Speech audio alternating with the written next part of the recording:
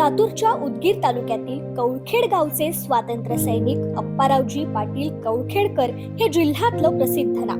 त्यांचे नातू लक्ष्मीकांत किशोर पाटील हे सुद्धा आपल्या कुटुंबाचा सामाजिक वारसा चालवणारे एक उमद व्यक्तिमत्व म्हणून समोर आलेत.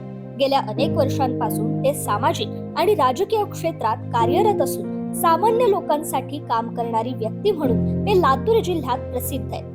तळागाळातल्या शोषित उपेक्षितांसाठी काम करण्याची जिद्द, अडचणीत सापडलेल्यांना मदत, व्यवस्थेविरोधातील आंदोलन, उपोषण या त्यांच्या जमेच्या बाजू आहेत. सामाजिक कार्याचा कौटुंबिक वसा असलेले लक्ष्मीकांत पाटील हे लिंगायत समाजाचा चेहरा म्हणून लोकप्रिय असून ते भारतीय जनता पक्षाचे लातूर ग्रामीण जिल्हा उपाध्यक्ष म्हणून कार्यरत होते.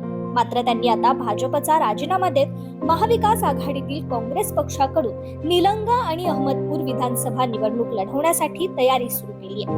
नुकतंच त्यांनी काँग्रेसचे सदस्यत्व स्वीकारले असून काँग्रेसच्या पक्षश्रेष्ठींकडे त्यांनी आपल्या उमेदवारीची मागणी केली आहे. लिंगायत समाजाचे उमलते नेतृत्व म्हणून त्यांची उदगीर मतदारसंघात ओळख आहे. आजपर्यंत अनेक सामाजिक कार्यातून आपला ठसा उमटवत त्यांनी आपली सामाजिक आणि राजकीय वाटचाल सुरू ठेवली असून त्याच्या जोरावरच त्यांनी निलंगा आणि अहमदपूरसाठी दावेदारी केल्याचं सांगितलं जात आहे. आणि याच मुद्द्यांवर आता काँग्रेस त्यांना उमेदवारी देणार का हे पाहणं औत्सुक्याचं ठरणार आहे. आपलं विजन सांगत काँग्रेसने उमेदवारी दिल्यास मोठ्या मताने निवडून येणार असा निर्धार लक्ष्मीकांत पाटील यांनी न्यूज अनकटशी बोलताना व्यक्त केलाय. हा जो उदगीर मतदारसंघ आमचा राखीव मतदारसंघ आहे आणि इतिहासाची पार्श्वभूमी पाहायला गेलं तर स्वातंत्र्य सैनिक अप्पारावजी पाटील कौळखेडकर यांचे योगदान हे प्रचंड योगदान आहे. योगदानच काय तर खऱ्या अर्थानं मराठवाड्याचं जर नायक कुणाला म्हटलं जातं तर स्वातंत्र्य सैनिक अप्पारावजी पाटील कौळखेडकर यांना म्हटलं जातं. त्यांची जवळपास 3-3.5 हजारांची टोळी होती आणि त्यांच्या कार्याला पण स्वतः पंडित जवाहरलाल नेहरू त्यांना भेटण्यासाठी आले होते. हा विषय फक्त त्यांना भेटण्याचा आहे का, त्यांचा आहे का, तर मला मुळामध्ये त्यांचा वारसा पुढे चालवायचा आहे. त्यांनी त्या काळामध्ये जे केलेलं कार्य आहे मला ह्या काळामध्ये कार्य वेगळ्या स्वरूपात असू शकतं. त्या काळातले कार्य वेगळ्या स्वरूपाचे आहेत.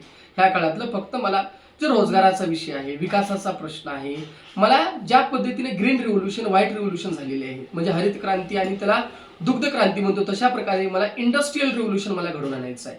आणि राहिला प्रश्न हा निलंगाच का, तर निलंग्यामध्ये देवणीमध्ये मुळामध्ये इतिहासामध्ये घडलेली खूप मोठी रक्तरंजित असा इतिहास देवणीला लाभलेला आहे, रजाकाराच्या विरोधामध्ये घडलेला.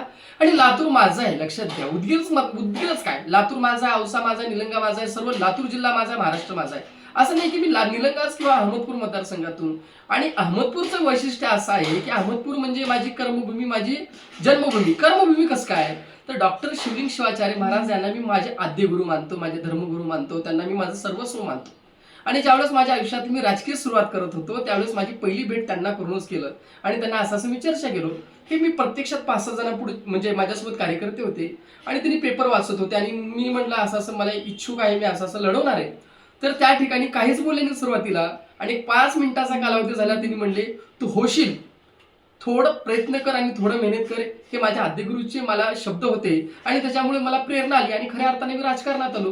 राजकारणात मी काय फक्त राजकारण केलं का तर नाही, तर मी अनेक असे प्रश्न मार्गी लावलो. मुखेडमधले प्रश्न असतील, त्याच्यानंतर रामघाट तांड्याचा विषय असेल, त्याच्यानंतर उदगीर नगरपालिकेतला असेल. आणि महत्वाचं लक्षात घ्या, अख्ख्या उदगीरकरांना माहिती असायला पाहिजे, या लातूर जिल्ह्यातल्या लोकांना माहिती असायला पाहिजे की उदगीरच्या किल्ल्याबद्दल जर सर्वात पहिला जर कोणी मागणी केली असेल, माझ्या तुम्ही सोशल मीडियावर काढून बघू शकता, ती लकी पाटील सरांनी केलेलं म्हणजे मीच केलेलं आहे. म्हणजे खूप कामं केलेलं आहे. आणि माझी एक अपेक्षा आहे की माझ्यासारख्या एक गरीब घरातील, गरीब म्हणण्यापेक्षा आपण काय म्हणूया मिडल क्लास, जे काही माझे वडील एक तलाठी आहेत, आम्ही एक मिडल क्लासचे आहोत आणि खऱ्या अर्थाने स्वातंत्र्य सैनिकाला न्याय मिळावा, मान सन्मान मिळावा म्हणून या ठिकाणी मी मतदारसंघातून मागणी करत आहे. आणि मला अपेक्षा आहे जी पक्षश्रेष्ठी आहे, दिलीपराव साहेब असतील, आमचे दिलीपराव देशमुख साहेब असतील, अमित भाई असतील, या आमचे लातूरचे जे काही नेते असतील, या महाराष्ट्रातले जे काही नेते असतील, तसेच जी महाविकास आघाडी आहे, माझ्यासारख्या सर्वसामान्याला, एक युवा नेतृत्वाला, एक समाजाबद्दल एक चांगली सहानुभूती असणाऱ्या व्यक्तीला आणि एक खरोखर मला एक लक्षात घ्या, मला 2 मुली आहेत, मला कुणासाठी कमवायचं नाही, माझे कमवण्यासाठी मी राजकारणात आलो नाही, मला कमवायचं नाही, मला कोणते गुत्तेदारी करायचं नाही ना, मला काही करायचं नाही. राहिला निलंगा प्रश्न. निलंग्याचा विषय असा आहे, निलंग्यामध्ये लोक कंटाळलेले, त्यांच्या गुंडगिरीला लोक कंटाळलेले आणि त्या ठिकाणी जर पक्षाने जर माझ्यावर विश्वास केला, मी ठामपणे सांगतो, मी प्रामाणिकपणे सांगतो, पक्षसृष्टीची ताकद माझ्यासोबत राहिली आणि पक्ष माझ्यासोबत राहिला आणि जर मला त्या ठिकाणी उमेदवारी मिळाली, प्रामाणिकपणे सांगतो 60 ते 70 हजार मताने मी त्या ठिकाणी संभाजी पाटलांचा पराभव केल्याशिवाय राहणार नाही, हा माझा शब्द आहे. आणि राहिला अहमदपूर हा विषय आमच्यासाठी खूप जवळीक विषय आहे, भावनिक विषय आहे. आणि मला माझ्या आप्पाच्या मतदारसंघाचं काहीतरी वेगळं करायचं आहे. तिथं पाहायला गेलं तर 2 गोष्टी दिसतात, एक तर कॉलेज नाही तर शाळा. एवढ्या गोष्टी आपल्याला त्या ठिकाणी दिसत असतात. आणि मला त्या ठिकाणी अहमदपूरमधून खरी राजकीय प्रेरणा मिळालेली आहे. म्हणून मी त्या ठिकाणी महाविकास आघाडीकडून आणि काँग्रेसकडून त्या ठिकाणी मागणी केलेली आहे.